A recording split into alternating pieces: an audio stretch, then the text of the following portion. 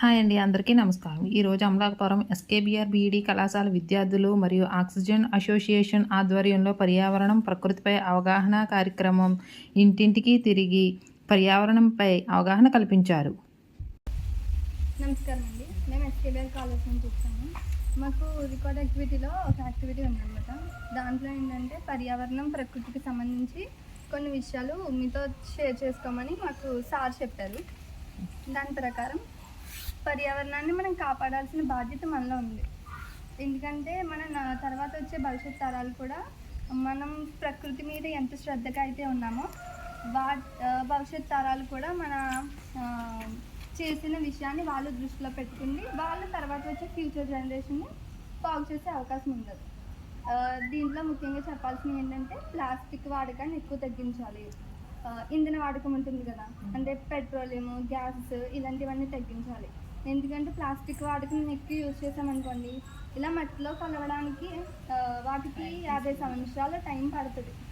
ఇప్పుడు for example ఏదైనా చెట్టు కూలిపోయింది అనుకోండి, అది ఏంటి దానికి అది కులింప చేసేస్తుంది. దాని నుంచి కార్బన్ మోనాక్సైడ్, కార్బన్ డైఆక్సైడ్ వంటి సమ్ గ్యాసెస్ అనేవి రిలీజ్ అవుతాయి.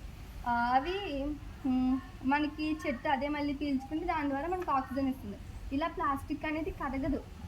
ఒక 100 సంవత్సరాలు 50 సంవత్సరాల దాకా అలా మట్టిలో అలా ఉండిపోతుంది. ఇలా లేయర్ కింద కట్టేసి దాని ద్వారా వర్షం నీళ్ళు అనేవి భూమిలోకి వెళ్ళవు. భూకంపాలు రావడానికి అవకాశం ఉంటుంది.